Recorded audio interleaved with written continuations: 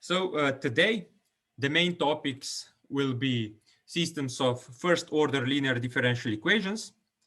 So up to now, we only studied one differential equation. In practice, of course, we are dealing with more variables. That's why we have to have also more conditions. And we are in fact working with systems of differential equations. So we will generalize the theory behind solving one differential equation analytically to systems of differential equations analytically. So that again, you will see basics of solving systems of first order ODEs. And then we will also see how to transform higher order differential equations into systems. So by now we only saw how to solve differential equation of order 1.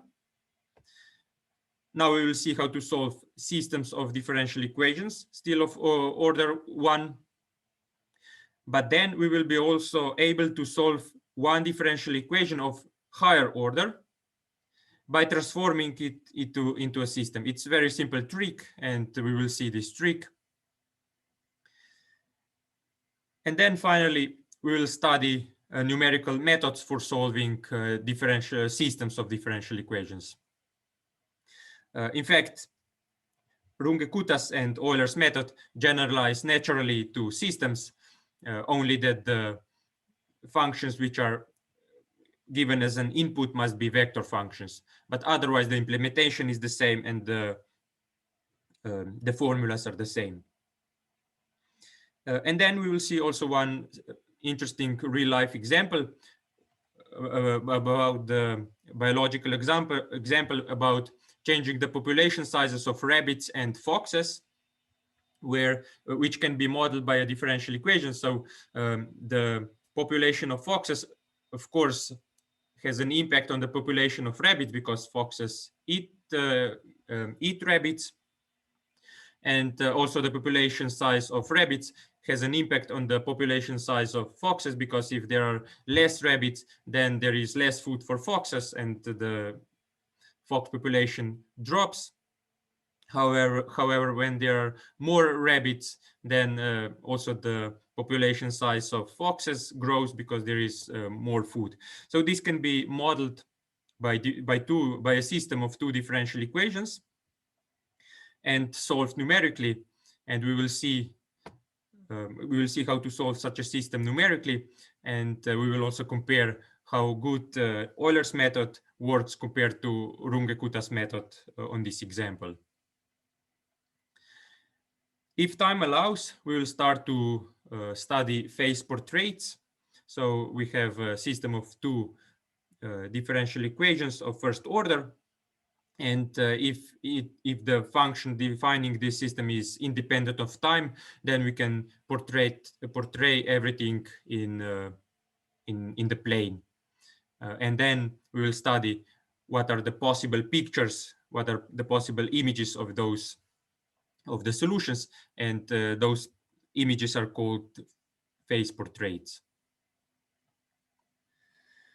So this is basically the plan for today, and let's start.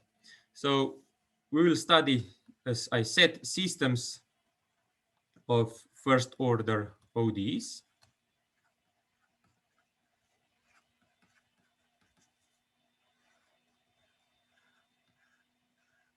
So what do we mean by system? We have a differential equation x prime of t is equal to f of x t. But here, by now, x was only a function of one variable. But when we are working with the systems, this x of t is in fact a vector function of one variable. So x is in fact still it's a function of one variable. That's why the domain is real numbers. However, it maps not into real numbers, but into tuples of real numbers, into r to the power of n. So it's a vector function. And it can be expressed in the vector notation as in the coordinate notation as x of t is equal to x1 of t, x2 of t, and so on up to xn of t. So those xi's, those are usual functions. So xi of t, this is a usual function of one variable.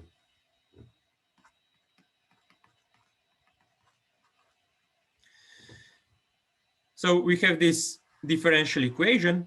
Since x is a vector function, then also the right hand side must be a vector function. So this f, this function f, is in fact a vector function. What are how many variables does it have? So x of t, this x of t, is a vector function mapping into r to the power of n, and this t is only a parameter.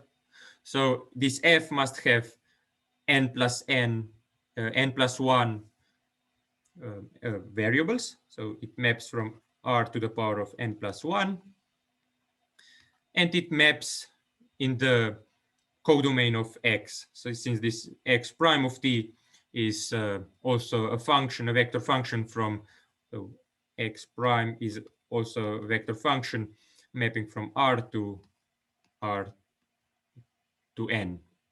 So this f is in fact a function, vector function from r to n plus 1 to r to n.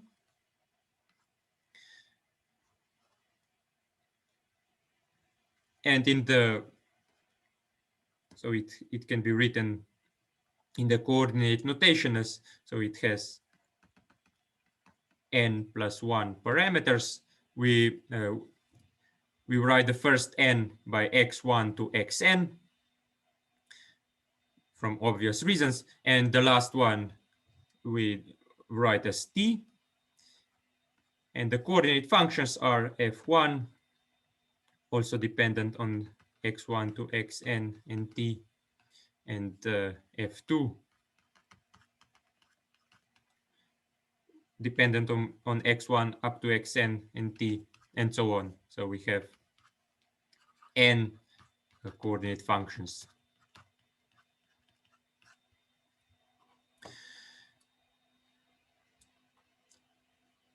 So this is our setting. So we are in fact, so this is called a system of first order ODEs. First order refers to this derivative of x with respect to t, because there is only first derivative.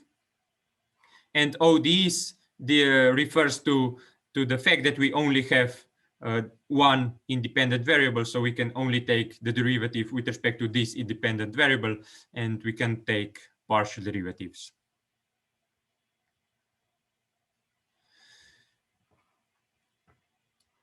In the coordinate-wise notation, our system can be written in the following form. So in the coordinate-wise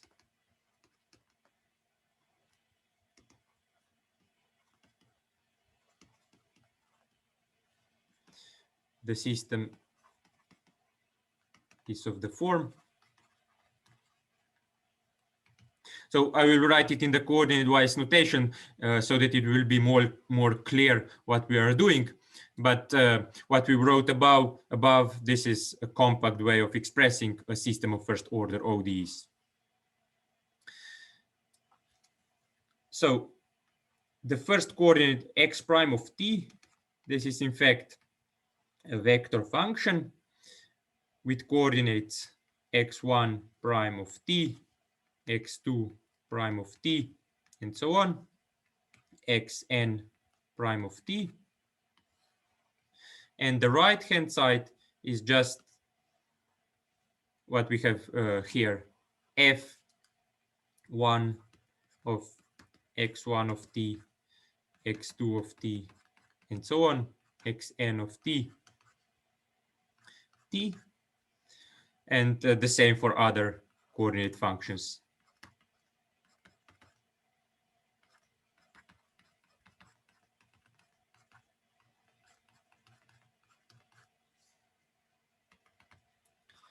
So up to Fn.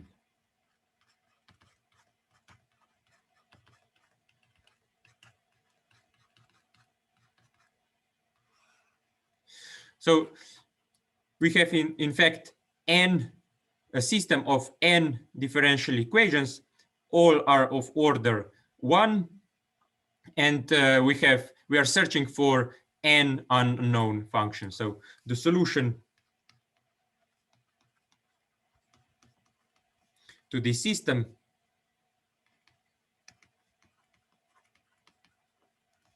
are in fact functions f1 of t, x2 of t, and so on, xn of t, satisfying the system. So satisfying the system for every t on our interval. So it can be on the real line, it can be on some sub-interval of real line. It depends on the problem. But what we are talking about when we say that we want to solve such a system is that we want to determine those unknown functions x1 up to xn.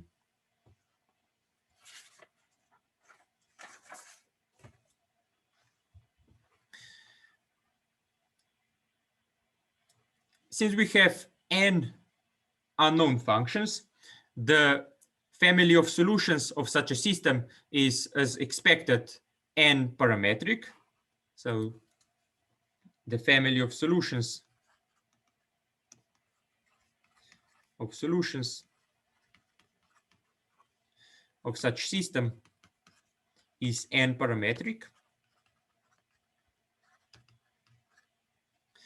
meaning that every function xi of t also depends on n additional parameters c1 up to cn. So c1 up to cn are parameters.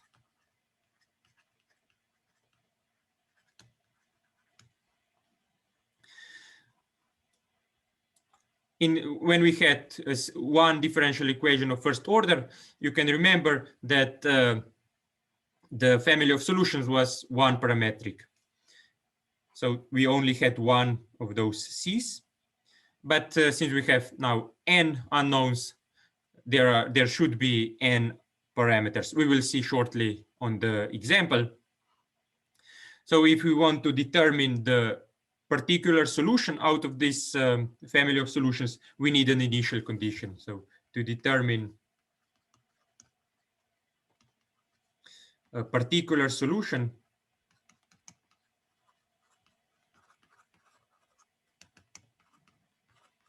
of the system, we need n conditions. We need the same number of conditions as we have parameters. So we need n additional conditions.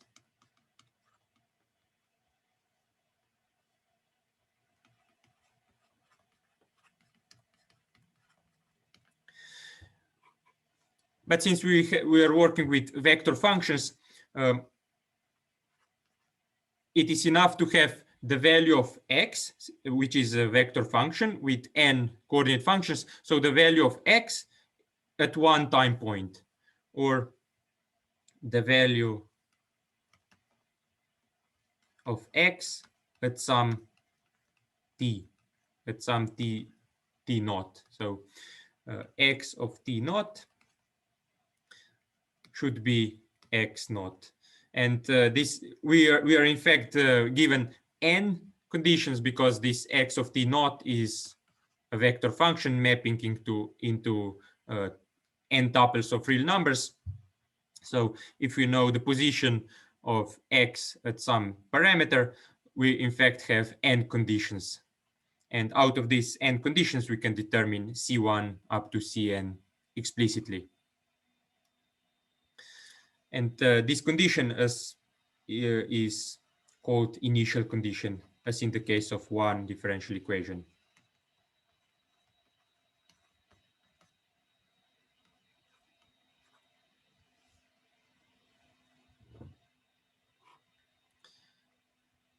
Is there maybe some question up to now?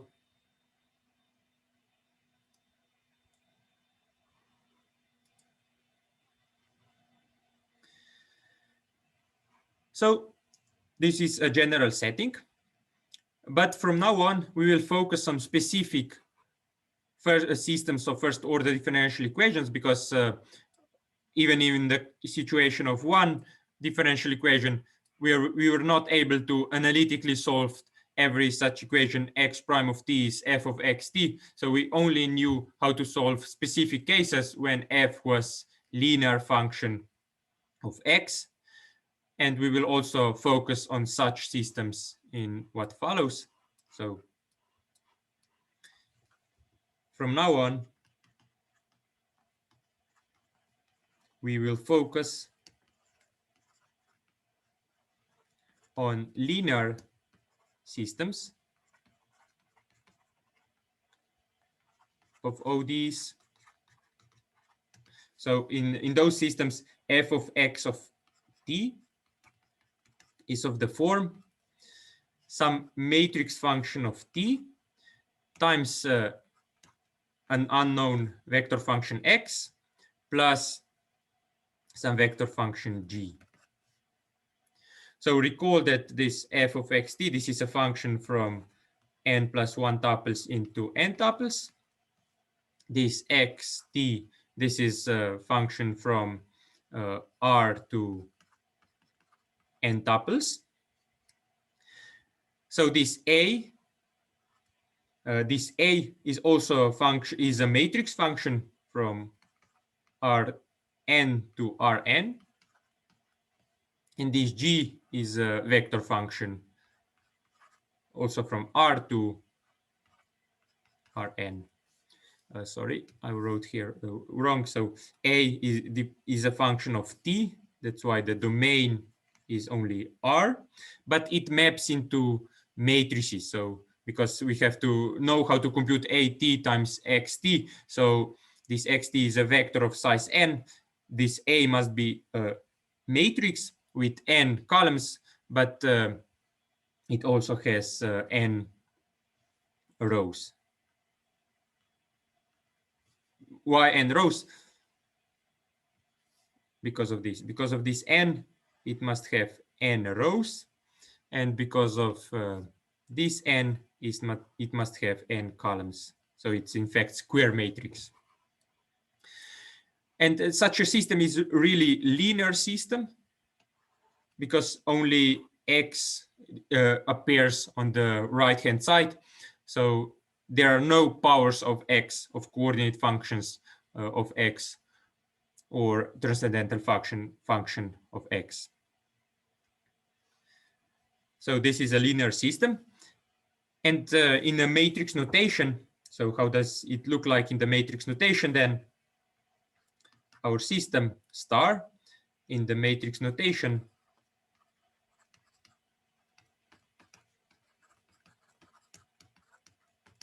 is then,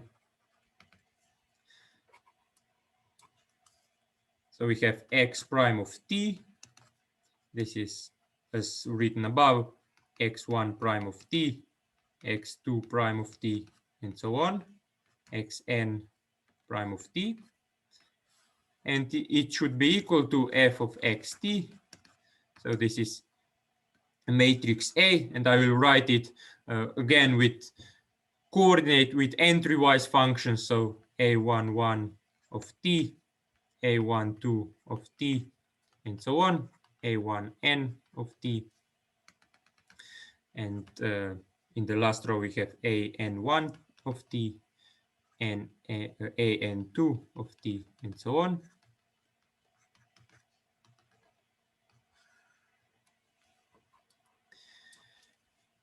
And then we have this vector x of t. This is x1 of t up to xn of t. And this g of t is also a vector function with n coordinate functions, g1 of t up to gn of t.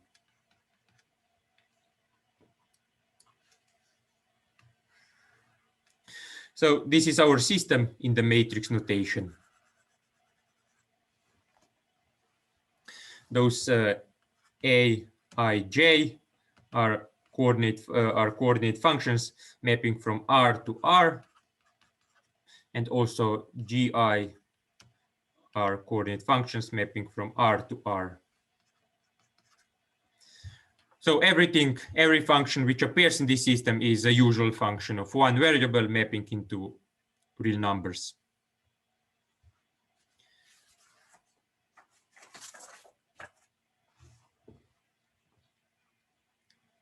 In the same way as for one differential equation, the system is called homogeneous if this vector g is equal to 0 for every t. So if g of t is equal to 0, so this 0 is meaning a vector of zeros. So if this g of t is equal to 0, then this system is homogeneous. This is a homogeneous system.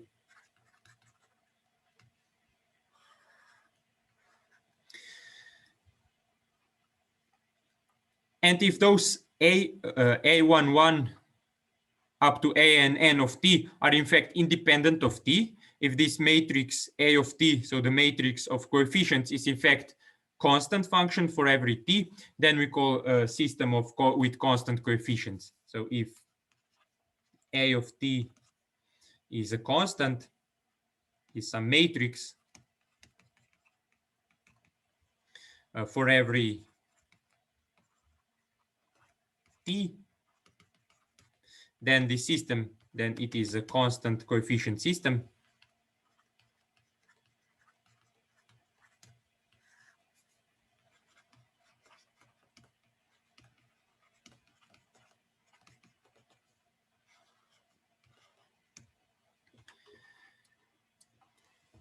And if it's both homogeneous and constant coefficient system, it's called autonomous. And those autonomous systems are very important also in real life. So we will only focus on solving analytically autonomous systems of linear differential equations. So if the system is homogeneous and has constant coefficients,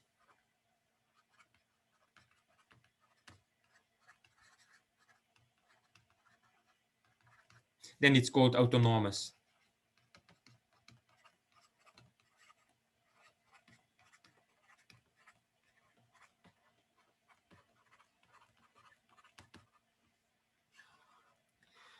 Also, the system which I told you before that we will study in what follows, so the biological modeling population of foxes and sizes, we will see that this system is also autonomous system.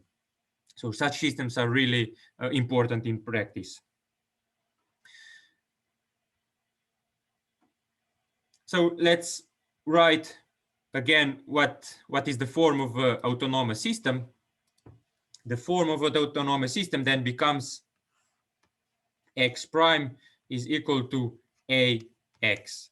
So this A is a matrix which is independent of the time, which is independent of t.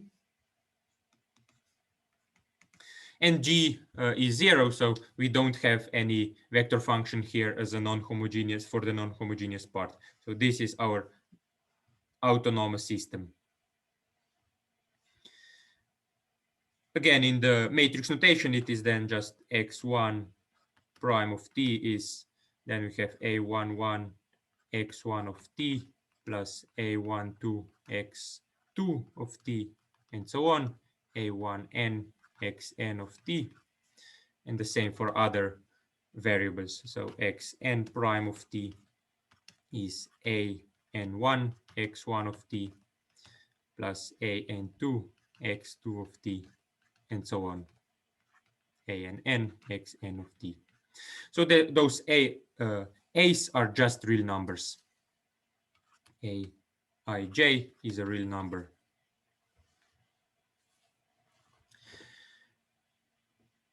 And now we will see how to analytically solve such a system with such an autonomous system. So A is constant and the non-homogeneous part is 0. Let's build on the hardness. So we start with diagonal A. We will see how to solve a diagonal A. You all know how to solve. You can simply solve a diagonal A by a quick thought, but this will give us an idea how to solve a general system where A is not diagonal, but where A is a general matrix. So let's start. First case. So we have autonomous system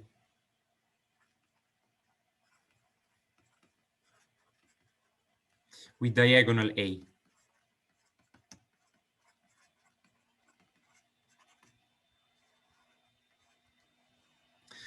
So what does it mean that A is a diagonal? So A is then, I will write the diagonal simply by eigenvalues, because if A is diagonal, then the diagonal entries are eigenvalues, and usually we write eigenvalues as lambdas. So I will just write diagonal with lambdas, lambda 1, lambda 2, up to lambda n,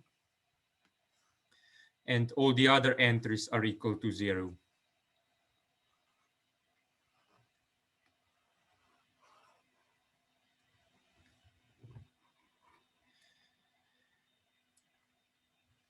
So if we rewrite our system for such a diagonal A, what we get is in fact x1 prime of t is equal to, and then the only non-zero entry in the first row is lambda 1. So we get lambda 1 x1 of t. And then the second row is x2 prime of t is lambda 2 x2 of t, and so on. Xn prime of t is equal to lambda n xn of t.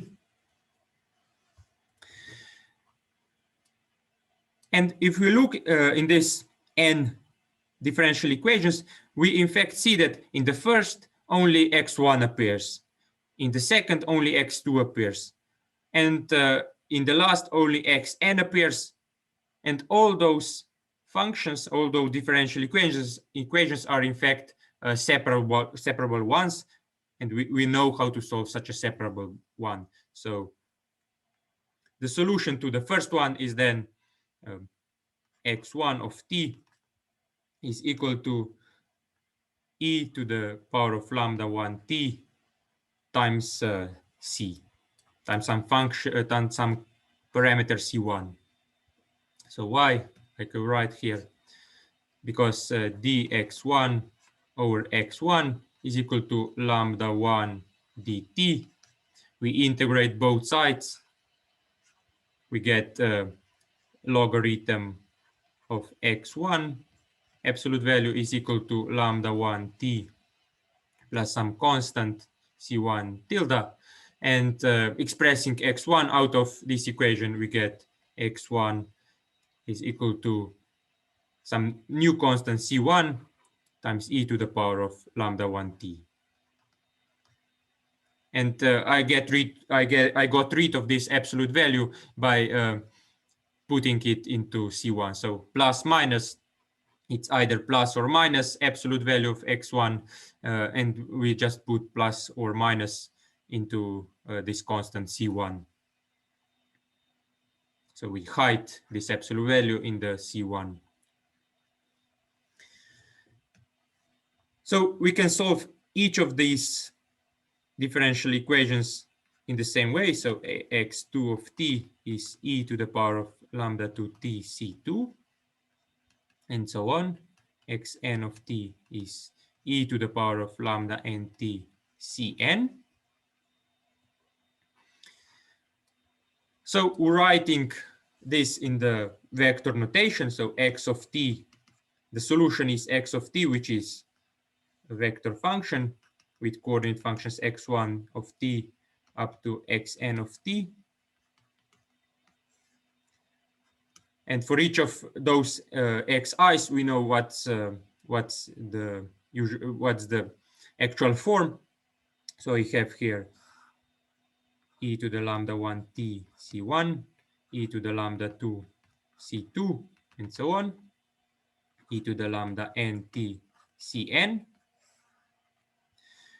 Or in the vector notation as the sum of n vectors, this is in fact already a solution, but I will write it in the long form so that we get the idea for autonomous system with non-diagonal A.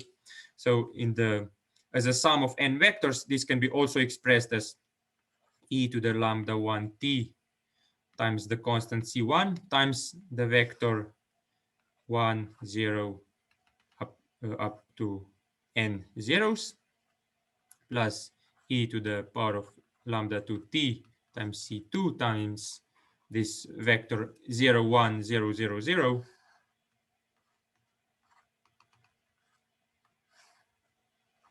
and so on, up to e to the power of lambda nt times cn times 0, 0, 1. So you really see what I said before, that the solution is n parametric. In this specific case, the solution was really n parametric. And what do we actually notice is that, what are those vectors? So this is v1, this is v2, this is vn. So if we look at our matrix A, and if we look those vectors v1 up to vn, what do we notice? Since this A is a diagonal matrix, the eigenvalues are lambda 1 up to lambda n, and the corresponding eigenvectors are exactly vi's. So the eigenvalue lambda 1 has the eigenvector v1. The eigenvalue lambda 2 has the eigenvector, the corresponding eigenvector v2, and so on. Lambda n has the corresponding eigenvector vn. So this gives us an idea, this gives us a conjecture how would the solution of the autonomous system with a non-diagonal A look like. I will just write case 2 and this conjecture. So second case. And after the break, we will prove that this is indeed true. So autonomous system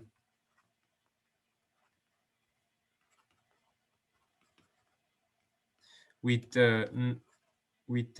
non-diagonal A,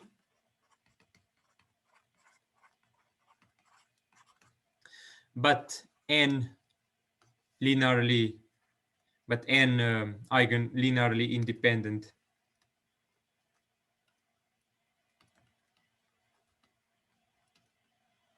eigenvectors.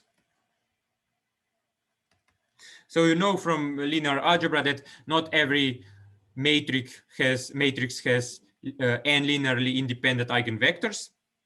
It has n eigenvalues, but it doesn't necessarily mean that there will be also n eigenvectors.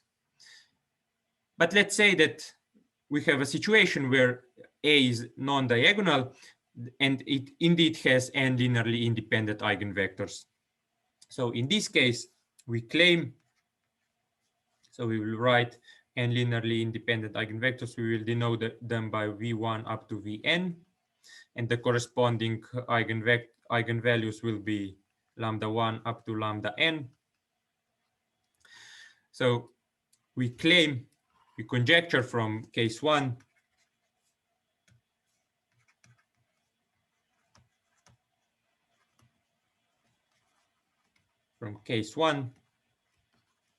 that the solution is then x of t is e to the power of lambda 1 t times c1 times v1 plus so on plus e to the power of lambda n t times c2 times vn. So this is our conjecture based on observation of the solution of case 1. After the break, we will prove that this is indeed the general solution of such a system, such as an autonomous system.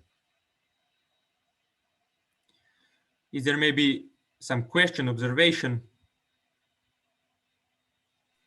So these lambdas here are just corresponding eigenvalues. Yes. Okay. So eigenvalues.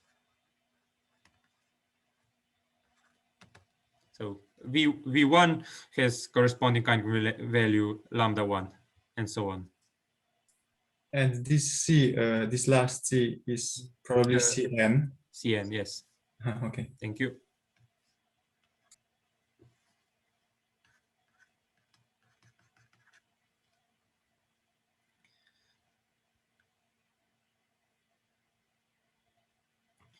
Okay, if there is no other question, then we continue in 15 minutes, so 10:17.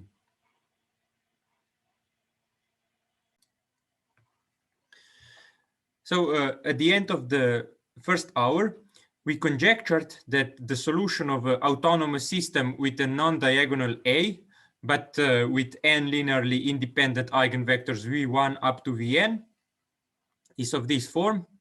So it is a linear combination of the eigenvectors v1 up to vn, and the coefficients are exactly of this form. So e to the power of the corresponding eigenvalue times the independent variable t, and then some constant c1.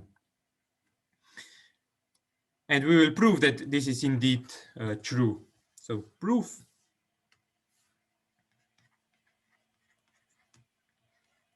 So let's recall we have a system x prime is equal to ax. So v1 and also v1 up to vn are linearly independent. And since x, so this x is in fact a function from R, is a vector function from R to Rn, and those vn are and v1 up to vn are linearly independent. So v1 up to vn are then the basis for R to the power of n.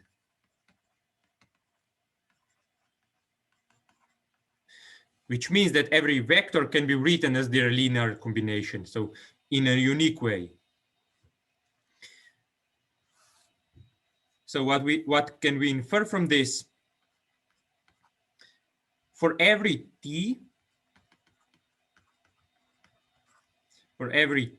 from our domain, x of t, which is a vector from Rn, is a linear combination of v1 up to vn. So it is of the form alpha 1 of t v1 plus alpha 2 of t v2 and so on up to alpha n of t vn. So this is because v1 up to vn are linearly independent or are the basis for Rn. And those alpha i's are just coefficients. So this is a real number for each fixed t. So alpha I is then a function from our domain into real numbers. So what we want to show is that alpha 1 of t is precisely e to the power of lambda 1 t c1. So you would like to show that alpha 1 is precisely this exponential function. And similarly, alpha n of t is again exponential function, but with in the exponent we have lambda n t.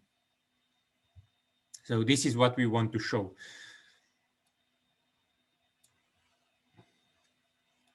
Okay, we've already used that v1 up to vn is the basis for Rn. We haven't used our differential equation, our system so far. So let's use this this differential equation, this system, this step.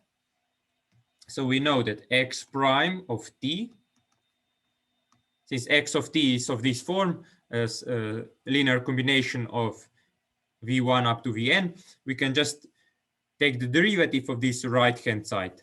So we have alpha 1, since alpha 1 is a function of t, this is a derivative of alpha 1 with respect to t, and v1 is just a constant vector, plus alpha 2 prime of t, and v2 is just a constant vector, and so on. So we just take the derivative of this right-hand side in which we expressed the solution in terms of the basis v1 up to vn. So this is on the left-hand side of the differential equation, while on the right-hand side we have a of x, so which is a of, and I will write in the brackets our x of t, so it's alpha 1 t v1 plus so on, alpha n t vn. So this A is just a constant matrix. And we know that multiplication of matrices is a linear operation. So I can get rid of this bracket by linearity. Those alphas are just coefficients. So recall that this t is fixed. So those alphas are just coefficients. They jump in front of A. So alpha 1 of t. A, and this A acts on V1 plus, and the same for all the other terms. So at the end we get alpha n of t, which is again a real number, jumps in front, and A, which acts on Vn.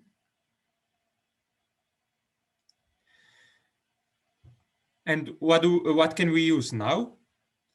We only use that V1 up to Vn is the basis for Rn, but we have not used yet that v1 up to vn are eigenvectors of A. So we can use this fact now. So A of v1 is in fact lambda 1 v1, since v1 is an eigenvector of A corresponding to the eigenvalue lambda 1. And the same for the others. So at the end we get lambda n of t, and then lambda n vn. So here I used that vi is an eigenvector corresponding to eigenvalue lambda I. Okay. Now we can compare the left-hand side and the right-hand side. On both sides, we have vector expressed, so t is fixed, so we have vector expressed in the basis of vectors v1 up to vn.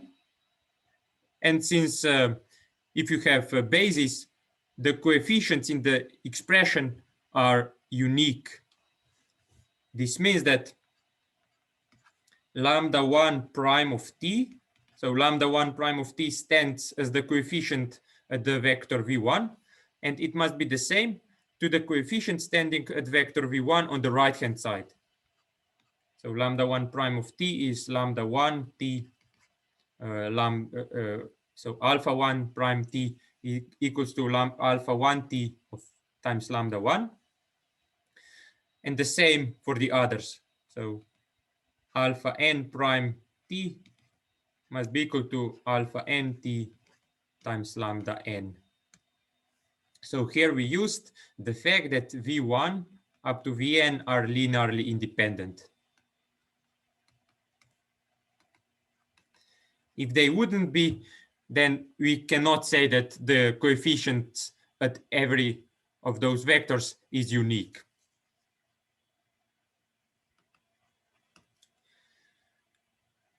Okay, and now what we in fact have is something very similar to what we had in case 1. We have n differential equations in n unknown functions, but in each of those differential equations only one function appears. Moreover, it is separable 1. It is the same as in the case 1, only that instead of alphas we had x's in case 1. So the solution to each of those is easy to obtain. So it is C1 times e to the power of lambda 1t for the first one, and so on. For the last one, it is alpha n of t is Cn times e to the power of lambda n of t.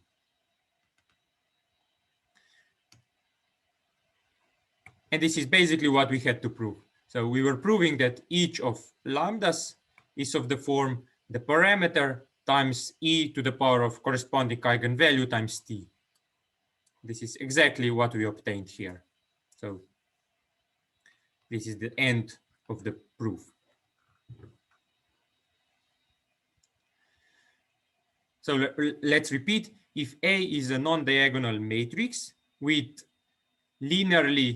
n linearly independent eigenvectors, then the solution is easily obtained.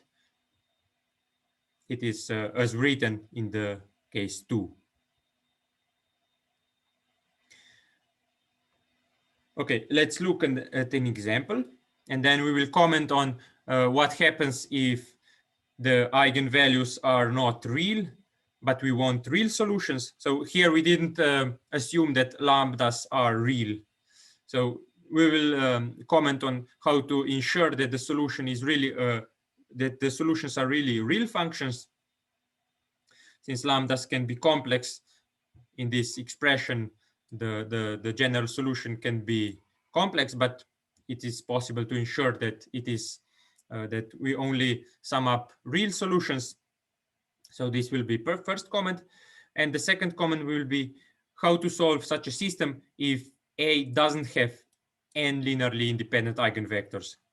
So in general, probably you remember from linear algebra that not every matrix can be is similar to a diagonal one, but every matrix has a Jordan form. And yeah, using the Jordan form, one can in fact generalize case 2 to the general case. We will only say a few words about this, but won't go into details. Okay, let's do one example.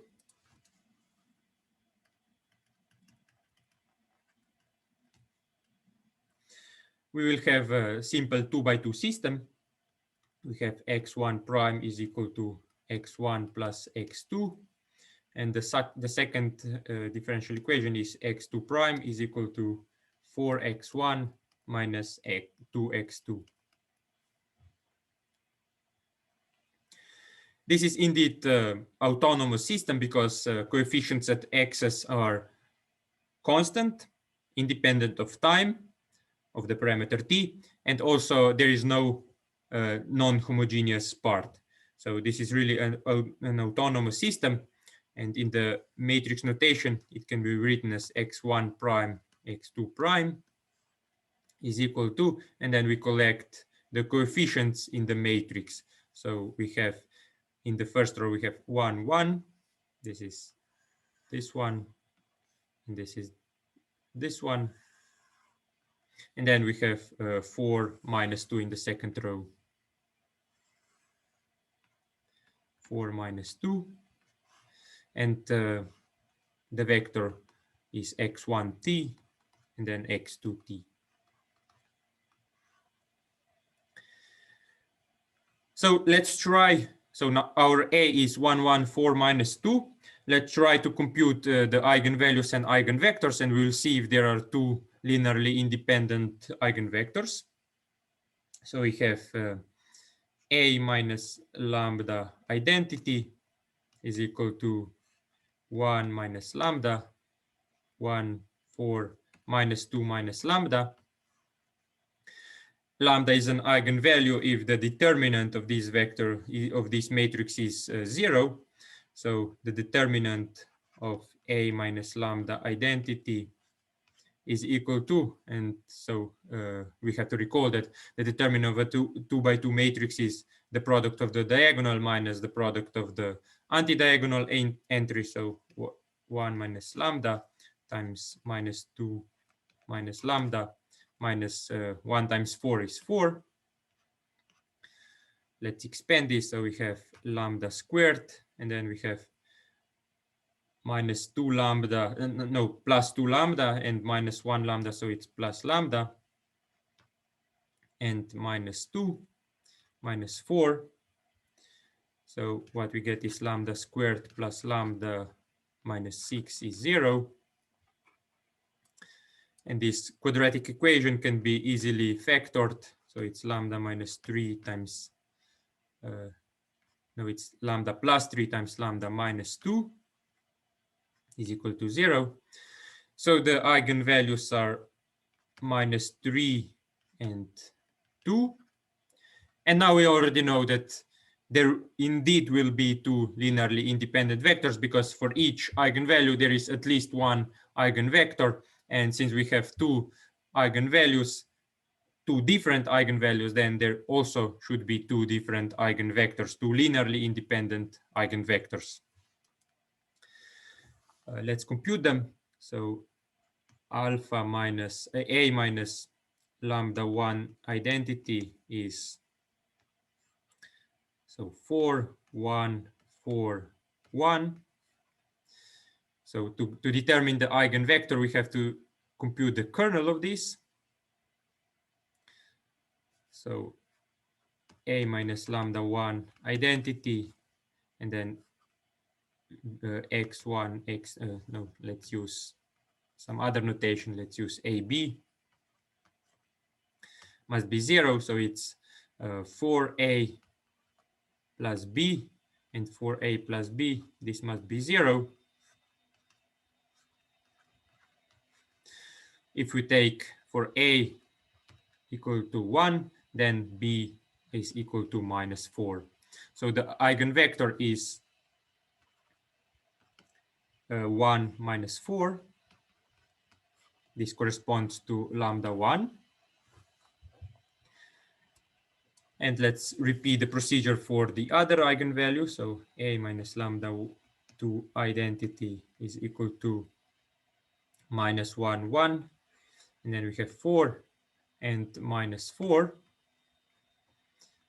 A minus lambda 2 identity CD is equal to minus C plus D.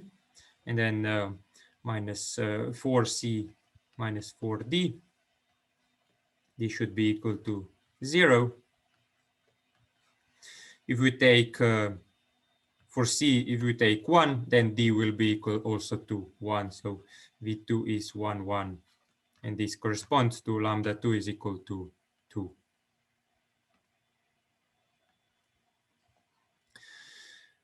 So by the above, our solution to the differential equation, to the system of differential equations, is equal to, so e to the power of lambda 1t, so minus 3t, times a constant c1, times this vector v1, plus e to the power of lambda 2t, so 2t, times c2, times the vector v2, which is 1, 1. So this is our solution to a system of two linear, first order linear differential equations.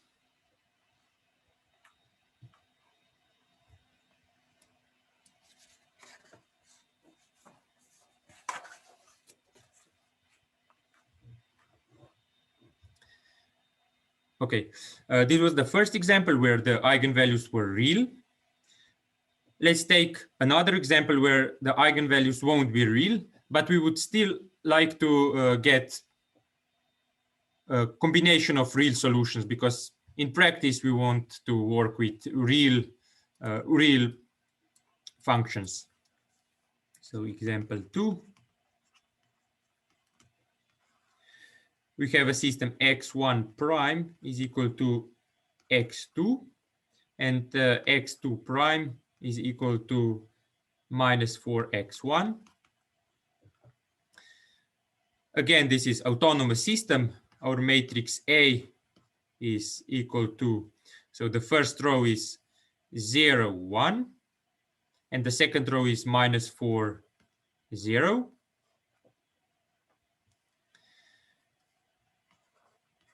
And let's compute the eigenvalues. So it's minus lambda 1, minus 4, minus lambda. Let's compute the determinant.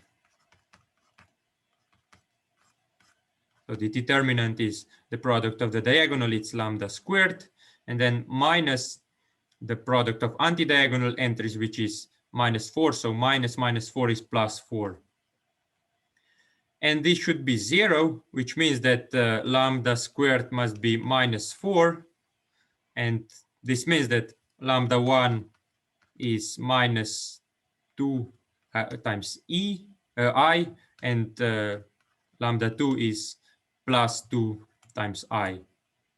So this I is imaginary unit.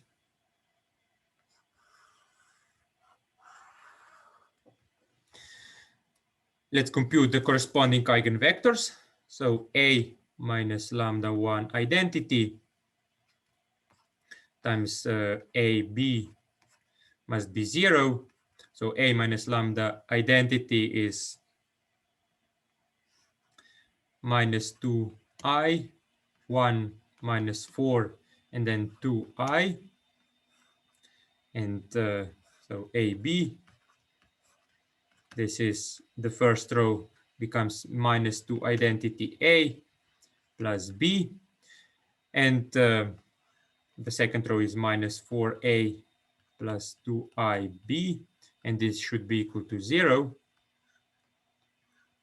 If I didn't do a mistake in the calculations, then the second row of this left-hand side of this vector must be linearly dependent to the first row. So everything what I have to do is to solve one of those equations. So I will put B to 1, or better, I will put A to 1. It will be easier. So I will put A to 1, and then B is equal to 2I. This means that the vector is, the eigenvector is 1, 2I. And let's repeat the procedure for the other eigenvalue. So A minus lambda 2 identity times vector CD. This is 2I1 minus 4 to minus 2 identity. Here I should have minuses. Okay.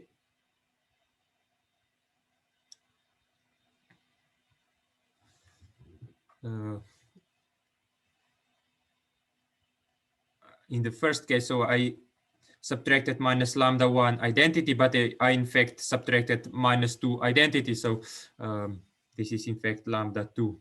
In the first case, I was in fact subtracting 2 identity instead of minus 2 identity. So I in fact computed the eigenvector v2, and now I will compute the eigenvector v1. So here we have 2 identity, 1 minus 4 and 2 identity, and then CD, and I get 2IC plus D, and minus 4C plus 2ID. It should be 0. Again, I will only look at one row and put D to 1, and C will be then minus 2. No, again, I will put C to 1, and D will be minus 2I. So V1 is then 1 minus 2i. So the general solution x of t is equal to e to the power of minus 2it times c1 times this vector v1,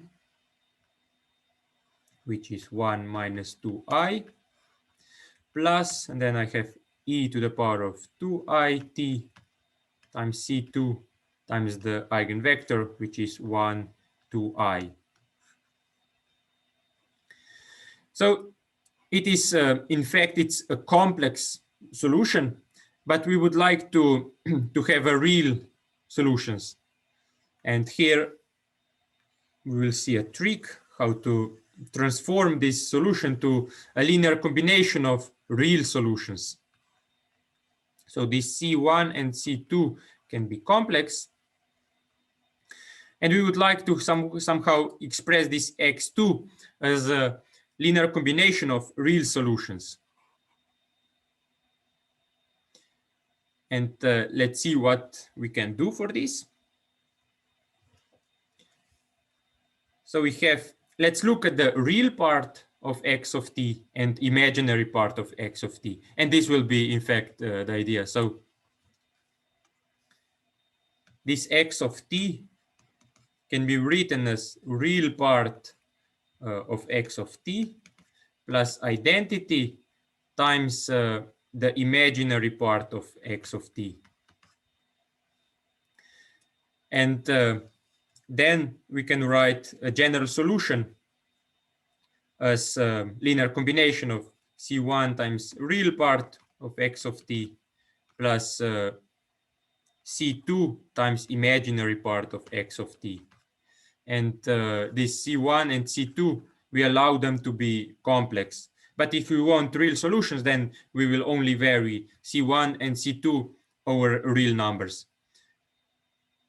Allowing c1 and c2 to be complex will in fact also cover the solutions of the general solutions of the type in the box.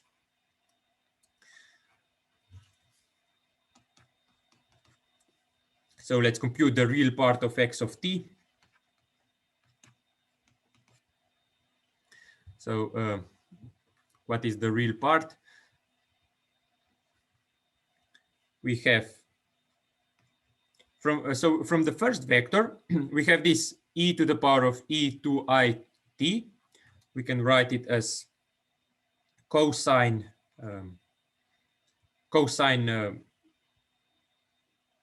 2t, cosine minus 2t. So here we will use, let's use this e to alpha plus I beta. This is equal to, so e to the power of alpha times cosine of b plus I times sine of b. So here we use Euler's formula. So e to the power of minus 2it is in fact alpha is 0 and b in beta is 2t minus 2t. So here alpha is 0 and beta is 2 minus 2t. So it is e to 0 times cosine of minus 2t plus I times sine of minus 2t. So I will use this here. So it's cosine of minus 2t plus I times sine of minus 2t times c1 times, and I will write the vector 1 minus 2i as a real component plus I times imaginary component.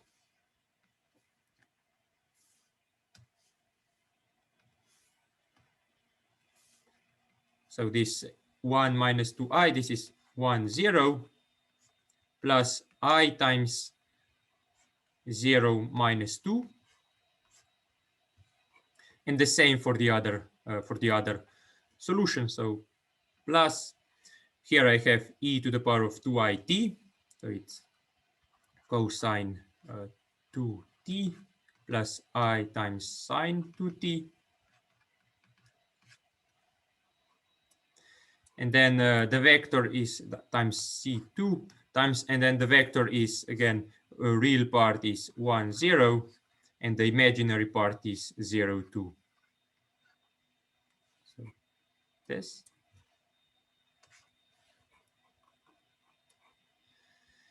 So this is x t. And now we can see what is real part of x of t.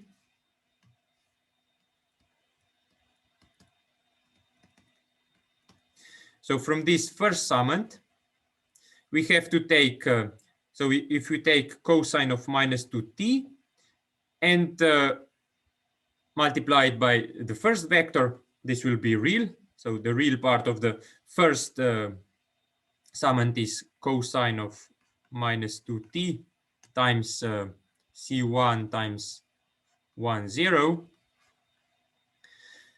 And so the cosine of minus 2t multiplied by I 0 minus 2, this will be the part of the imaginary part of x of t.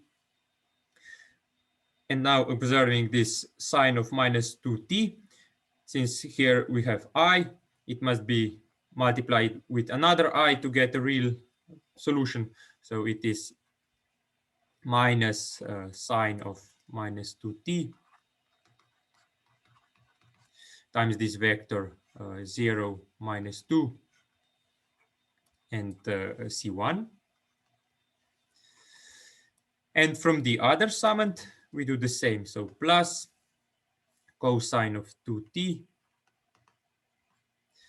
times c2 times the vector 1, 0.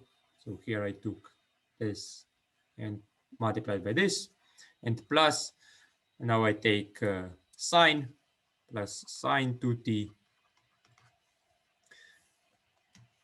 I will get here minus because I will get I squared. So sinus 2t times 0 to c2. And for the imaginary part, I took all the other summands. So imaginary part of x of t is when I take cosine of minus 2t times c1 and multiply this cosine with the imaginary part of the eigenvector 0, minus 2, and the same for sine. So plus sine of minus 2t, and then I multiply with the real part of the eigenvector. So it's 1, 0, c1, and the same for the other summand. So cosine of 2t times c2 times 0, 2, and then plus sine 2t, and then 1, 0 times c2. So x of t is in fact c1, and here I have, so I have real part, so some other c1 prime. Here I can take c1 and c2 to be 1. So I can take c1 equal to c2 equal to 1, because I take one of the real part, one real solution and one imaginary solution. I just choose c1 and c2, and all the others will be obtained by varying this new constant c1 tilde. So it is c1 tilde times real part of x of t plus c2 tilde times imaginary part of x of t.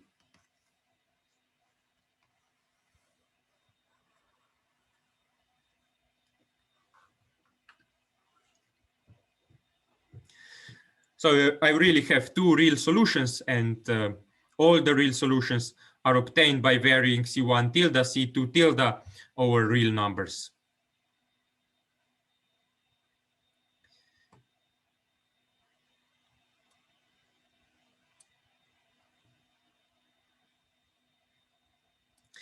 Okay, this looked very technical and very computational when we were doing this on the specific example, but when we do this in general, it in fact becomes easier. Let's look at the general case and we will see the formula for computing real and imaginary part in an easier way. So I won't write everything again, but I will show you on slides. So this is slide 18. This is what I was in fact doing on a specific example, but I could do it in general and it would be easier. So A had two eigenvalues, and they were complex conjugates. So one was alpha plus I beta and the other was alpha minus I beta. And the corresponding eigenvectors were u plus iv, iw, and u minus iw. Why is this true? Maybe we didn't observe this, but since a v, so since if you have a v1 is equal to lambda 1 v1, let's say that so lambda 1 is here alpha plus beta plus I beta, and v1 is here u plus iw. And now I just conjugate this, conjugate both sides, and what I get is a conjugated stays the same because a has only real. Let's say that a is a real matrix, so a conjugated stays a, and v1 conjugated becomes u minus ew minus iw, and on the right side we get lambda 1 conjugated times and v1 conjugated, which is u minus iw, which means if lambda 1 v1 is a pair, is an eigenpair, then lambda 1 conjugated v1 conjugated is also an eigenpair.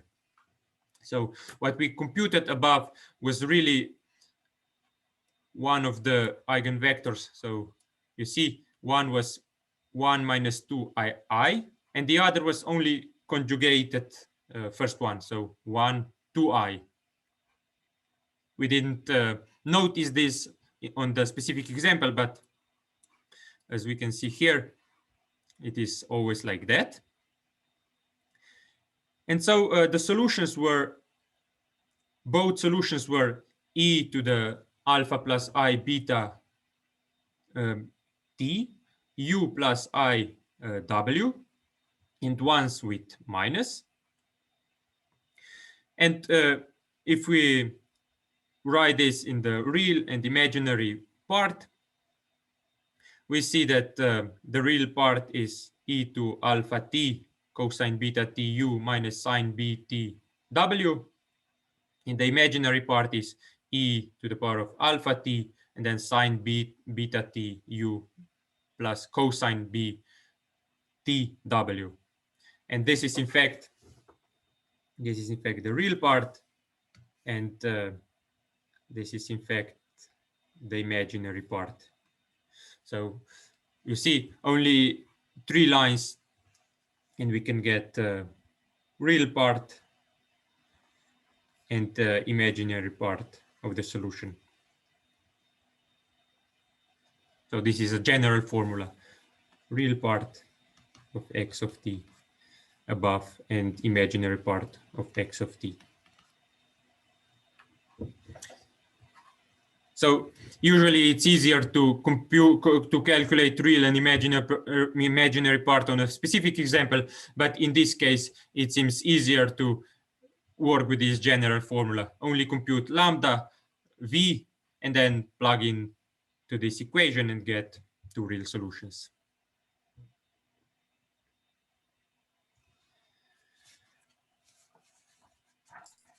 But how can we skip this I? And in the last line, there is no I anymore. Yeah, because all the solutions are then obtained by varying C1 and C2. And if we take C1 and C2 to be complex, then we can get, again, this solution with I present. So you see, if we take here for C1, taking C1 equals to 1 and C2 equals to I, then we get back this, this solution above. So this C1 and C2 can be are from complex. Yes, they can be complex in general. So if you want to get all complex solutions, then C1 and C2 must be complex. But if you want only real solutions, then we only take C1 and C2 to be real. So when C1 and C2 run over real numbers, this expression below runs all real solutions to our differential to our system of differential equations. But to obtain all complex solutions, then we have to allow them to be complex. Ah, okay. Thank you.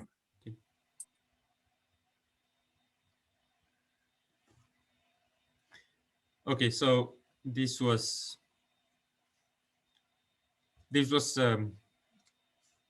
the remark about complex conjugate pairs. So what about the other remark? I will only mention it. We won't go into details. A remark. What if A has multiple eigenvalues,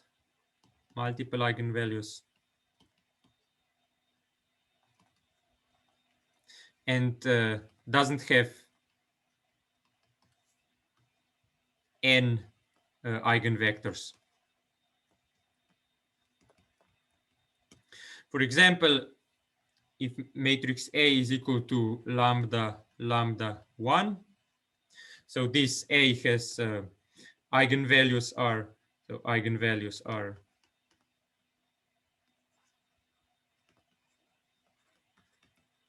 lambda, so both are the same, but there is only one eigenvector. Eigenvector is only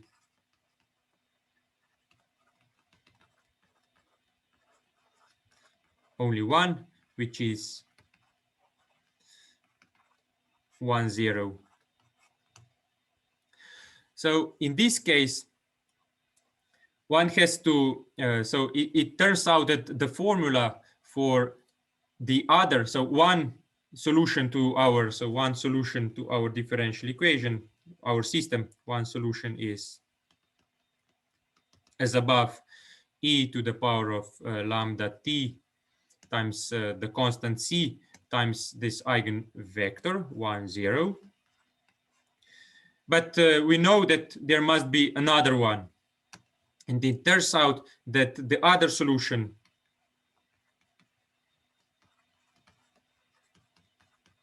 is of the same form as this, e to the lambda t times c2, but also t must be present. So this parameter t also appears here. So this, why this t appears, this is because this one here in the corner, in the right corner, times c2. And here we have another eigenvector, AB. And this eigenvector is in fact, this is the kernel. AB becomes to the kernel not of A minus lambda, but A minus lambda identity squared. And if we had 3 by 3 matrix with 3 lambdas on the diagonal and then ones here, then again the eigenvalues are lambda, lambda, lambda. There is only one eigenvector. Eigenvector is only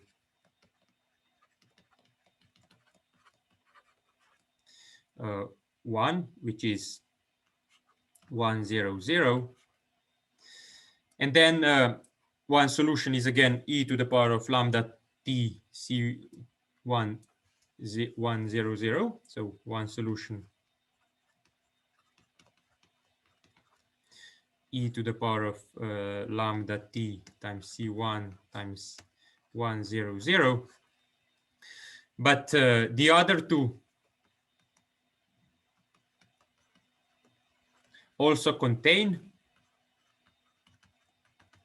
and then we proceed in the same way as above. So we have to, here we had 1t, but now we also have t squared, also contain t squared, linear combination of t squared e to the power of lambda t times some constant times some vector a, b, c, and t times e to the power of lambda t times c3 and e df.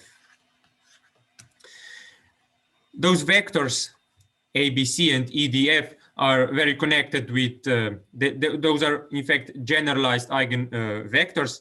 So they are connected with computation of Jordan form of a matrix. In fact, this is one of the Jordan block of the matrix. So in general, the matrix cannot be diagonalized, but it can be written as a direct sum of such Jordan blocks. So this is one Jordan block. Maybe you did this at linear algebra course. If you didn't, then I only tell you that every matrix is similar to a matrix which is a direct sum of such blocks.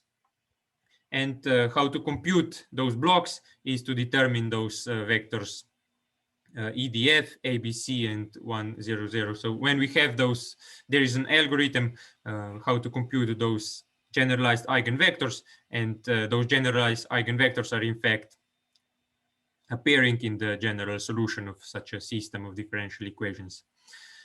We won't go into details, only I tell you that also if non-diagonal matrix doesn't have n linearly independent vectors, it can still be analytically solved. Such a system can still be analytically solved, only that one has to use Jordan form of the matrix, which exists for every matrix. So the lower half of this matrix on the left is symmetric to the upper half, or is just zeros? No, this is not. This is Okay. the lower part. Yeah. So this is Jordan block. So every matrix, every complex matrix, n times m, so square matrix, is similar. Similar means that, so similar meaning that A is P times some matrix J times inverse of P. So this means that A is similar to a direct sum of Jordan blocks, which are matrices of the above form. So Jordan block. So J is J, and then we say as a subscript we tell which eigenvalue occurs, so lambda 1, and then and then we tell what's the size of the Jordan block. Let's say n1, direct sum J lambda 2, n2, and so on. At the end, J of lambda m and m. And what is every of those J's? So it is n by n matrix, which has lambda ones on the diagonal, ones on the upper diagonal, and zeros everywhere else.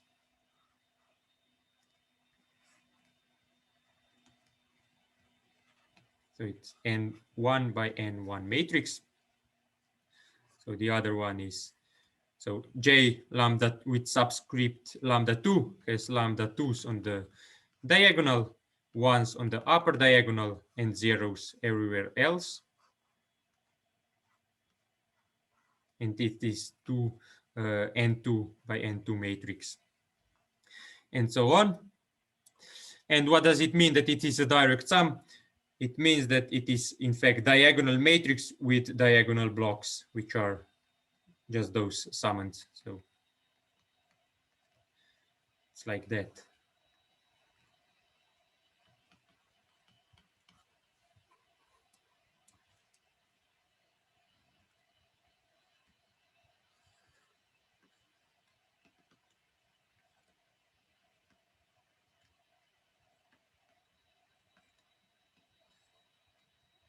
So on the diagonal, we have those Jordan blocks, but everywhere else, we have zeros.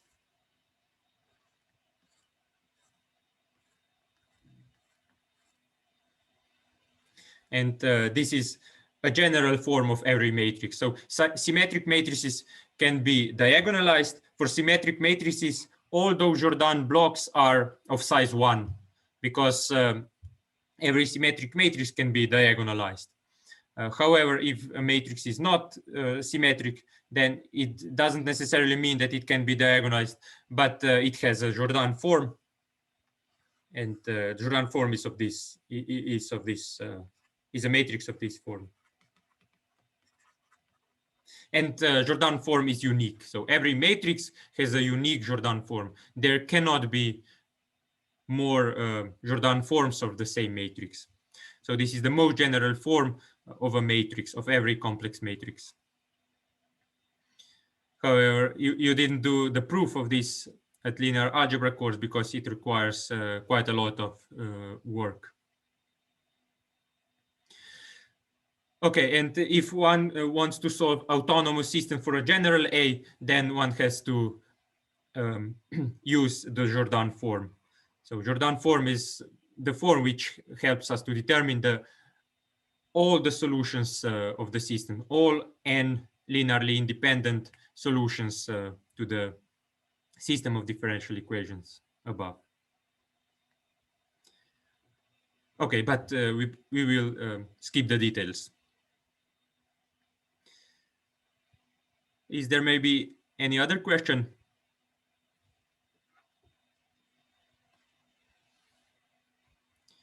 Okay, then we do a 15-minute break and we meet again at 11:22. Okay, so in the first 2 hours, you got a feeling how to solve systems of linear differential equations with constant coefficient matrix and with zero non-homogeneous part. So it's called, we called such a system autonomous system. So you got the feeling how to solve it. If the matrix has n linearly independent eigenvectors, then it only requires computing those eigenvectors and eigenvalues and writing down the solution. However, if there are less than n linearly independent eigenvectors, then one would have to compute generalized eigenvectors, which are in fact needed to compute the Jordan form. However, from now on, we will focus on numerical methods for solving systems, and this will also help us to solve nonlinear systems. But at least you have a feeling that solving autonomous linear systems is in fact linear algebra. Okay, before we go to numerical methods, let's see how to transform one differential equation of higher order into a system. It's a simple trick, and we can show it now. So let's have a dE of order 2.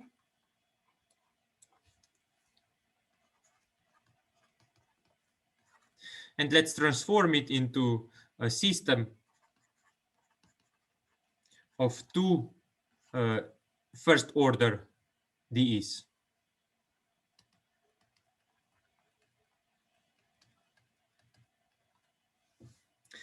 So x double prime is f of t, x, and x prime. This is our second order dE. And the trick is to somehow introduce new variables to get rid of this second derivative.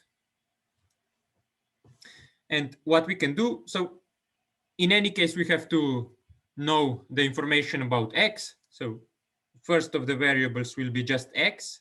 x1 of t is x of t. And now the derivative of x1 is in fact the second derivative, the first derivative of t, of x. And this will be our second variable. So we have x1 is just x, x2 is x prime. But now we don't need another variable because x double prime is then x double prime of x1. So I didn't do anything so far, but it's the first derivative of x2. So we only have x1, x2, and x2 prime present here. And what is now our system? And yeah, of course, x1 prime also. So what is now our system?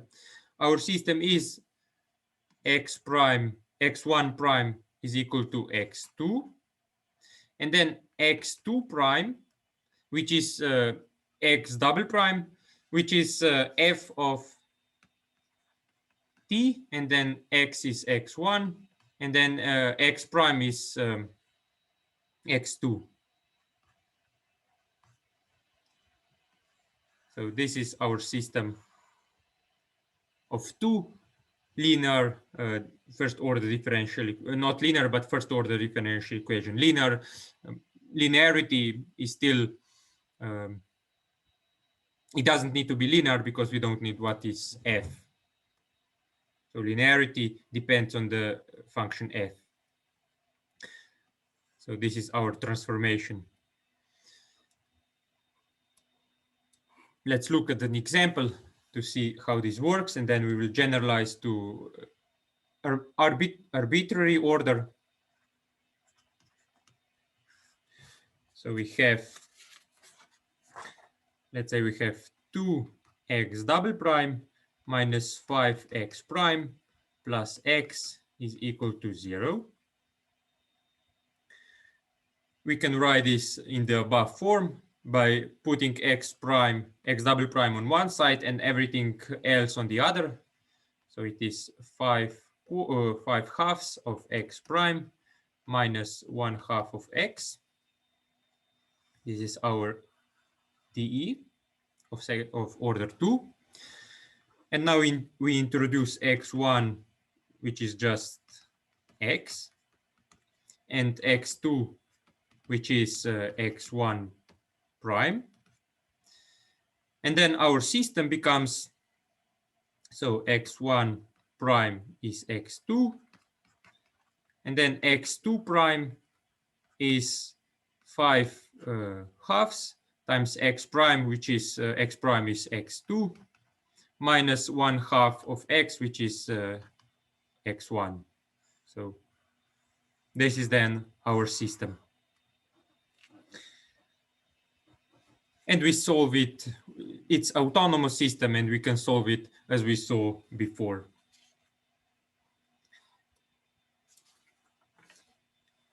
If you are also given the initial condition, for example, initial condition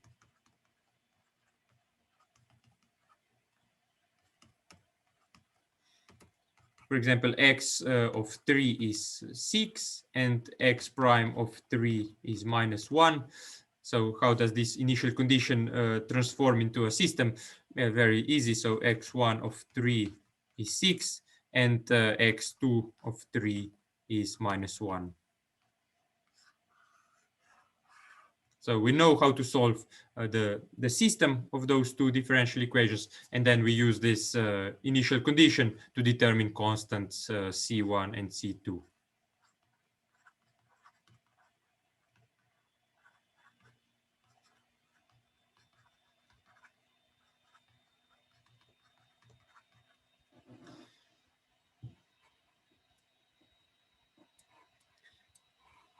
And this procedure works also in general.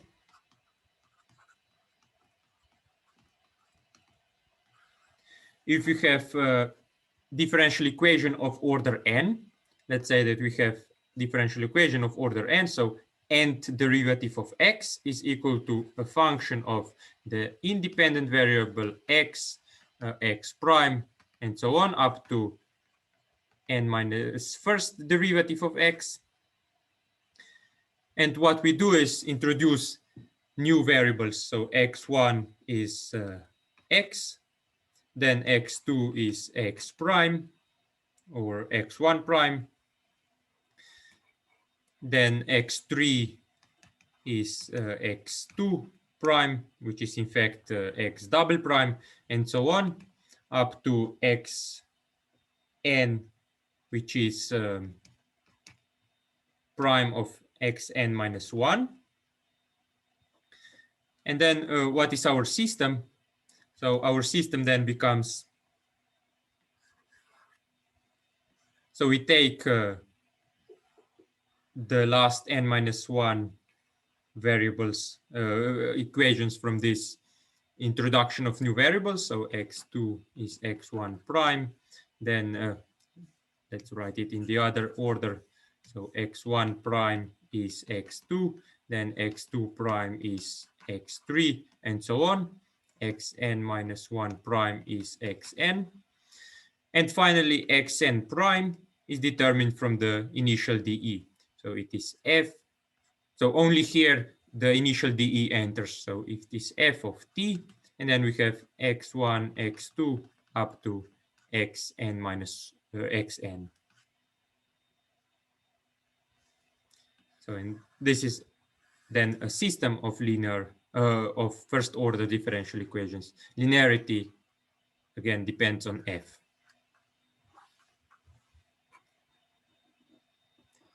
So this is a simple trick how to do this transformation. So now we already know how to solve, we also know how to solve one differential equation of higher order.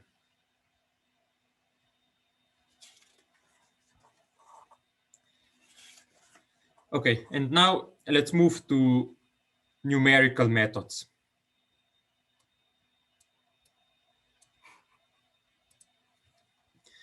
So numerical methods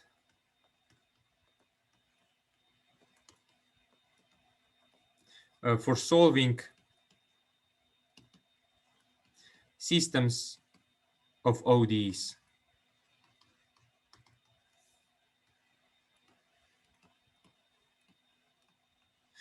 So we started today's lecture by saying that a system of ODEs is just in a compact way written as x prime of t is equal to f of t x of t, where x is a function, is a vector function from R to Rn, and this f is also a vector function, but it maps from Rn plus 1 into Rn.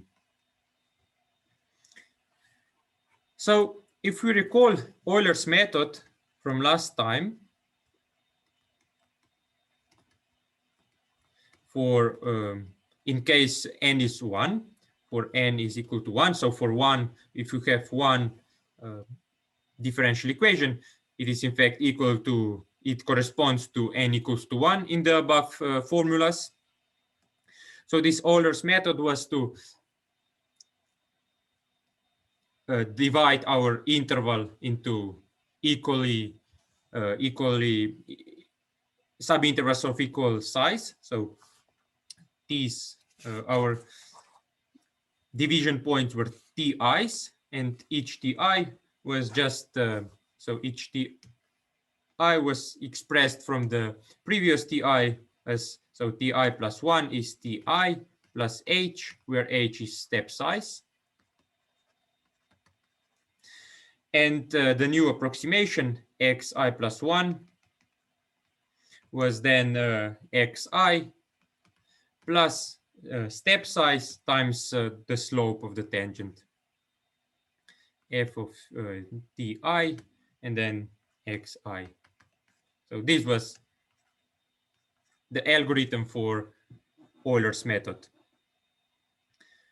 If you look in those two steps, we see that it easily works also in case n is bigger than 1.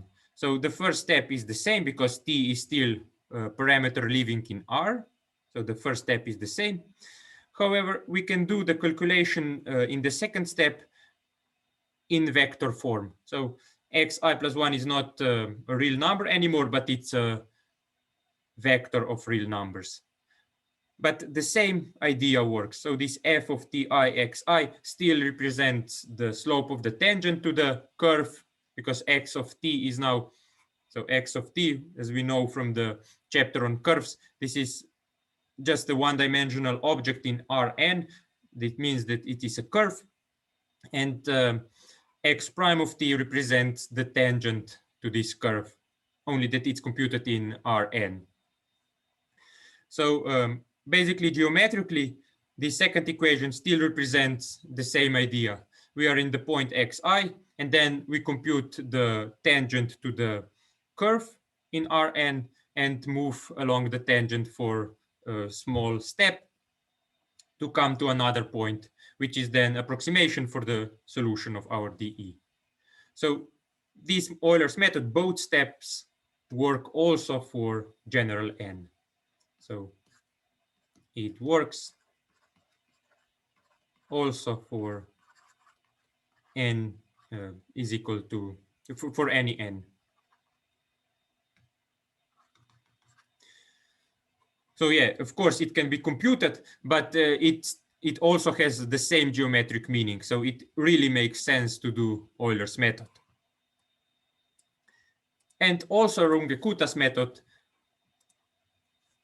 work for any n and also have the same meaning. We just average the slopes of the tangents at various points from the interval ti to ti plus 1.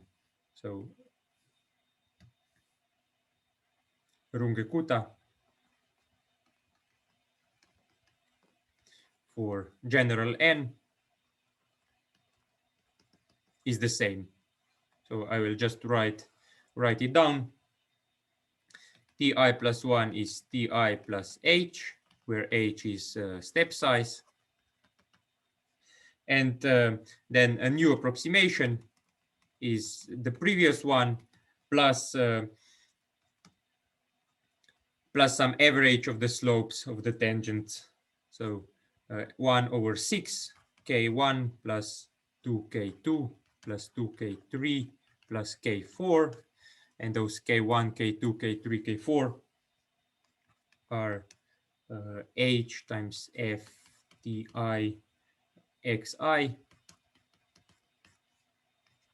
x2 is h times f. I will write this down since I've already started, but you don't have to know this by heart, those formulas. Only we can see that all those parameters can be computed also for vector functions in case f and x are vector functions.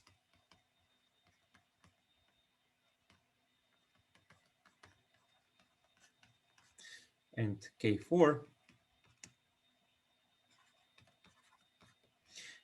Also, the order of convergence still remains the same, because Taylor's formulas work in the same way for vector functions. So when we try to approximate the error, the approximation is the same. The second in Euler's method, the second term in Euler's in Taylor's formula represents the error, and in Runge-Kuttas method, the fifth term in Taylor's formula represents the error. So basically the same. Also, the estimation of the error remains the same when we do this for a system. Okay, I hope I didn't do an error when rewriting those formulas for K1 up to K4. And then, now let's look at this example, and we will also use Euler. We will compare Euler's and Runge-Kuttas method on this specific example, which I've already said at the beginning. The biological model modeling the population sizes of rabbits and foxes living together in the environment. So real life example.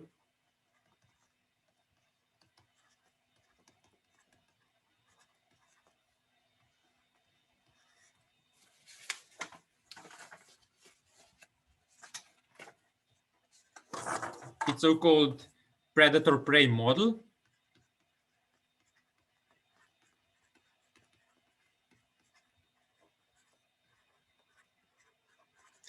Or Volterra-Lotka model by its authors.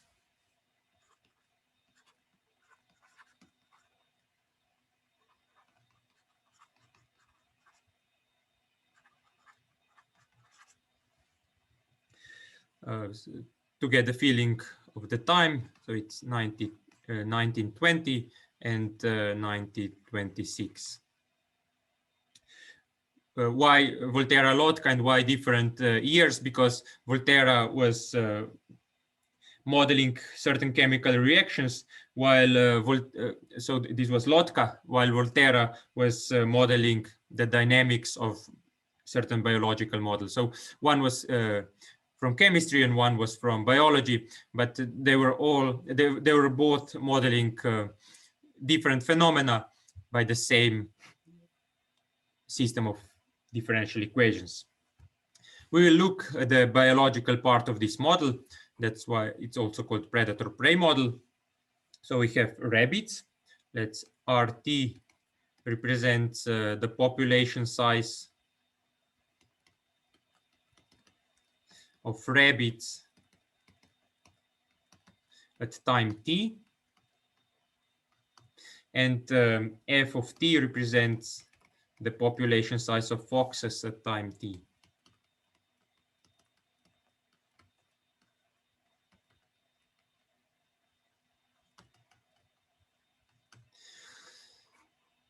We already had one of the models modeling population growth. So if only rabbits are present in the environment, and if we don't take into account the saturation of the environment, then we would model the population size of rabbits by r prime of t is equal to k times r of t, where k is some constant, some positive constant.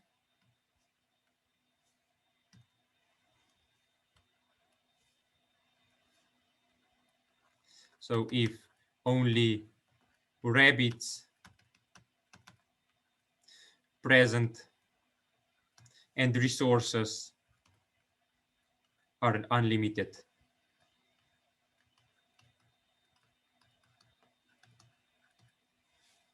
And similarly for foxes. But now we will take into account that those two species live in the same environment, and that foxes are predators and rabbits are prey. In this case, Volterra modeled the change of the population sizes of rabbits and foxes by the following two equations. R prime of t is equal to k of k times r. So in case only rabbits would be present, but this population is limited by the number by also foxes, and it is r times f. So when the product, this term represents, so when the product of r and f is bigger, then this also means that there will be more foxes, and the population growth of rabbits will become smaller. It could also become negative. So here k and a are positive. And on the other hand, we have f prime of t is equal to minus rf plus b times rf. So when what will be happening with the population of foxes? So when R times F will be big, there will be also a lot of rabbits, and the population size of foxes will grow more rapidly. But when R times F will be smaller, then the population size of foxes will grow less rapidly. Or if R times F will be almost 0, then the population size of foxes will start to drop, because R is here the most important summand will be R times F and minus R times F, and here R is positive.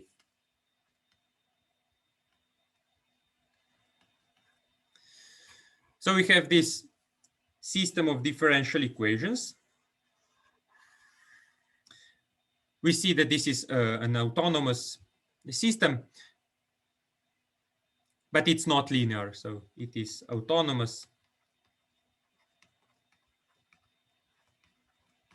since the left-hand side, since the right-hand side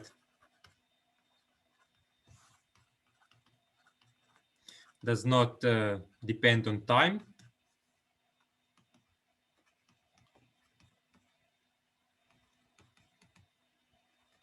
It depends on time only implicitly through R and F, because R and F are functions of time, but there is no sole t on the right-hand side. So the right-hand side written as a function would be g of R, F, and t is equal to, and this is it has two component functions. One is k times R minus a times R times F, and the other is minus R times F plus b times R times F. So there is no t present,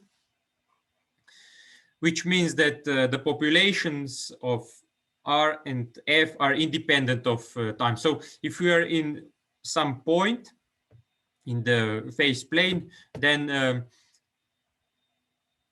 this point won't be, so it won't be dependent on time.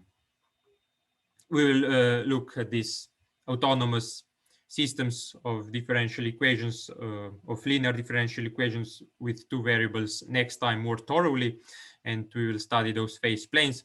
But here, let's focus on solving this system numerically. So let's take specific values of R and F. So we would like to solve this system.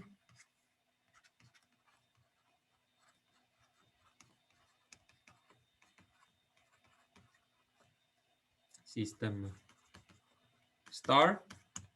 And let's take specific values. If I recall correctly in my MATLAB code, we will take R of 0 equals to 500, and then F of 0 equals to 50. And we will be solving this differential equation for t's from the interval 0 to 200. So we will be looking what's happening with this system. And I don't recall what are K, A, B, and R.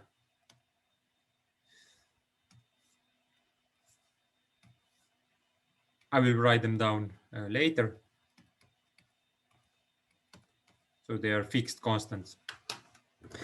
So we will solve this system numerically, once with the use of Euler's method and one with the use of Runge-Kuttas method, and we will see, we will comment on the solutions. Let's wait to see the graphs. So here I have the code. So this is the function. This is the function which I wrote in the whiteboard by capital G. Here we have x and y. X is in fact time t, and y is a vector x1t and x2t. Here I wrote it as y1 and y2. So the input here x is a parameter and y is a vector with a vector function, an unknown vector function. So I can write it as y1 and y2. So MATLAB knows that it has two components, that it is a vector of two components. So specifically here are the coefficients a, b, K and R. So 0.3, minus 0.004, then 0.2 and 0.001. So at the beginning, we have 500 rabbits, we have 15 foxes, and T varies from 0 to 200. We will use Euler's method. You see the implementation is the same. I didn't need to change the implementation. I'm calling the Euler's method from last time, only that this f is now a vector function, vector valued function. And then our initial approximation must be also a vector. So the first component is y1, which is 500, and the second is y2, which is 50. And we are solving this with step size 0.1. And we do 2000 steps, so T, the biggest T will be 200. And here I will so compute the solution. I will draw the graphs, and I will also draw a phase plane. So the plane XY, so X, I will plot points XY for different T's. And then we will repeat everything for Runge-Kutta method of order 4. Again, also in this implementation, nothing has to change, only the input variables are vector valued. And again, we will repeat the procedure of drawing figures.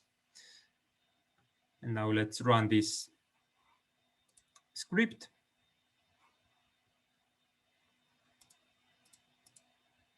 Okay, so this is the first graph.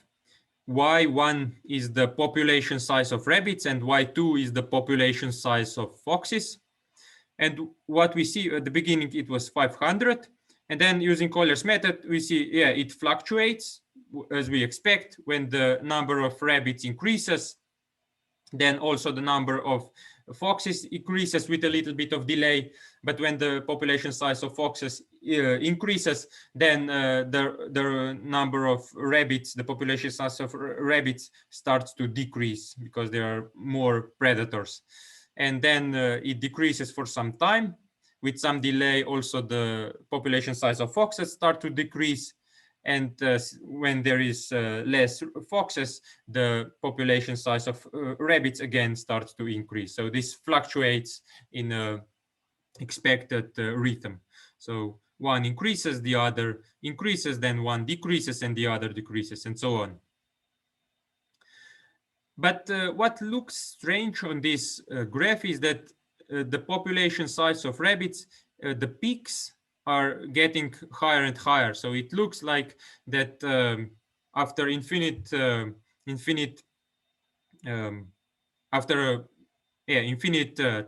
in the limit, the population size of rabbits will be infinite, and also the population size of foxes will be infinite, because also the peaks of fox population is growing.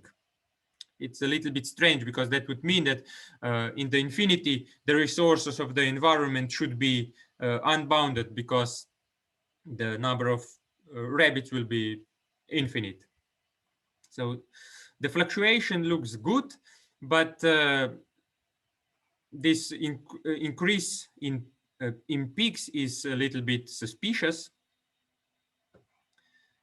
Let's look at the phase plane figure. So we are still in Euler's method, and this is a phase plane picture. So on x-axis we have population size of rabbits, and on y-axis we have population size of foxes. So we start here, 500 rabbits and 50 foxes, and then with time, this we get, as a solution, we get a curve, a parametric curve, and it looks like this curve is again spiraling out of the origin. So after infinite amount of time, it will be both x and y will be infinite, which is suspicious.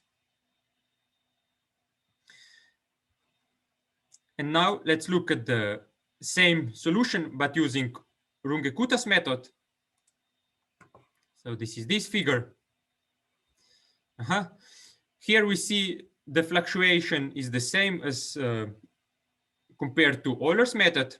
One population size increases, the other increases with delay, and then both decrease, first one, and then we delay the other. But here we see that the picture is periodic, which is what we would expect. So the resources of the environment are still bounded. So we cannot, the population sizes cannot go over the, let's say, the initial size if we are at the peak at the beginning. So we really expect a periodic behavior, and this really describes periodic behavior. So it's the population sizes are changing in cycles. On phase plane, it would look like that. We don't have spirals, but we only have some curve, some closed curve. So the population changes in this closed curve with time. Okay, does anybody see? So probably you all believe that this solution with Runge-Kutta method is better. Can anybody see what's the problem with Euler's method? Why is this happening with Euler's method, that the population size changes doesn't look to be periodic? Why does this happen with Euler's method?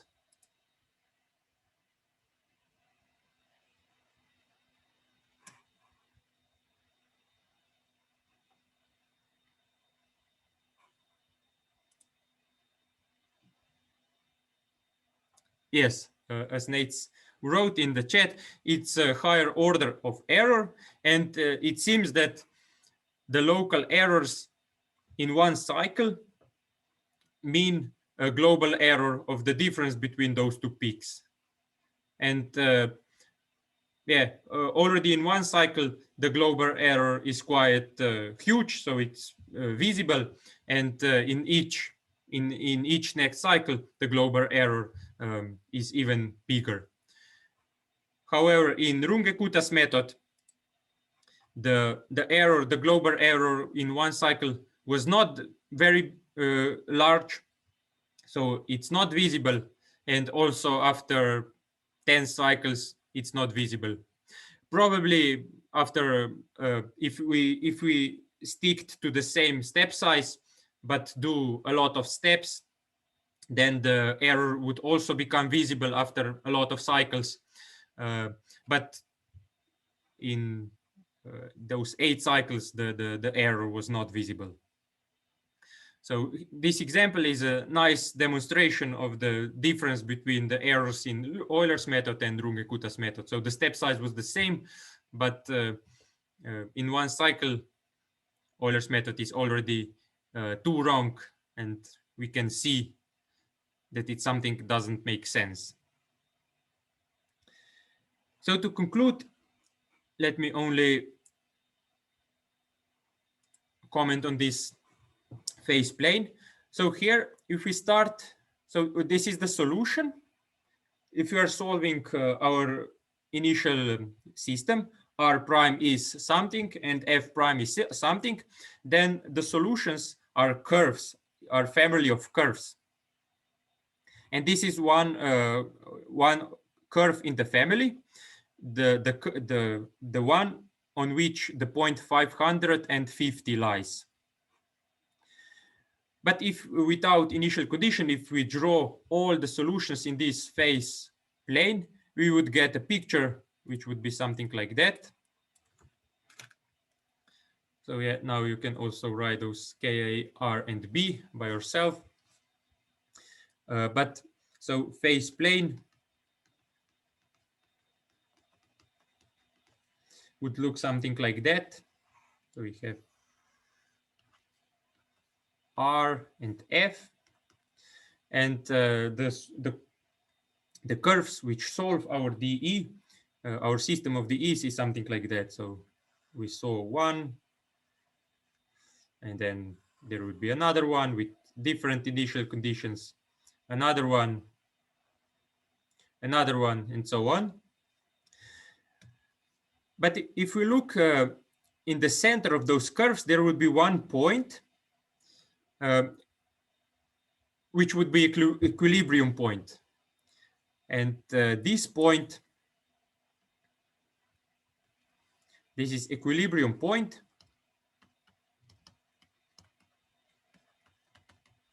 So if the population size of rabbits and foxes is exactly given by this equilibrium point, then it won't change at all. So let's say that A, B is equilibrium point. So if you start with this equilibrium point, then we will always stay in the equilibrium point. How do we compute this equilibrium point?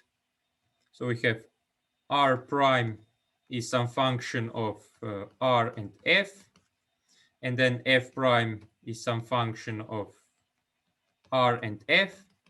In the equilibrium point, R and F should not change. So the equilibrium point is in fact the solution of the system. R prime is equal to F prime is equal to 0, because in the equilibrium point, R and F do not change at all.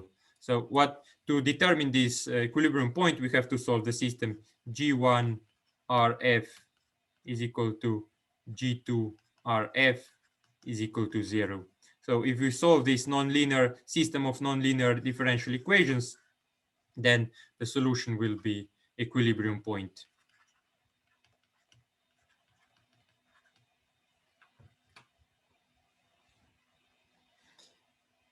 Of course, numerically, we won't be in the equilibrium point. We will never be in the equilibrium point.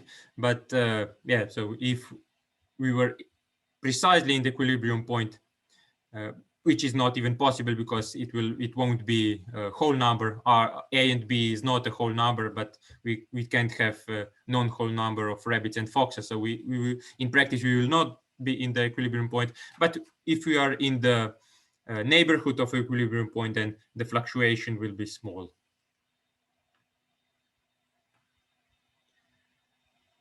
Okay, this is everything for today. Next time we will study phase planes for different systems of with two unknowns. So two differential equations with two unknowns, and we will see what can we say about phase planes and what is the meaning of phase plane portraits. Is there any question about today? Yes, I have a couple of questions, not about today, but about the homework. May I just ask a question for the day first, please? Okay, please first ask question for today, and then I will stop recording. Thank you. So just one quick question. Did you take into account these environmental resources here? In fact, we didn't really. Yeah, in this model, it only takes into account that we have rabbits and foxes present in the environment, but we didn't take into account that the environment is that the environment has limited number of resources. But would this change these curves because they are actually? I mean, they both limit the other size. So you're asking if Euler's method would still represent the right picture. Is this the question? I mean, also Runge-Kuta's method. So in Runge-Kuta's method, the behavior was periodic, as if the resources were bounded. In fact, this product between R and F somehow bounds our highest possible peak for the number of population, for the number of rabbits and for the number of foxes. We didn't really take into account the resources of the environment. We usually use a logistic function, logistic model to model resources of the environment. But here already this term R times F bounds our highest possible number of rabbits and foxes as seen from this solution. We cannot say from the equation that yeah, the number of rabbits and foxes will be limited, but yeah, the solution shows that it really models a periodic behavior.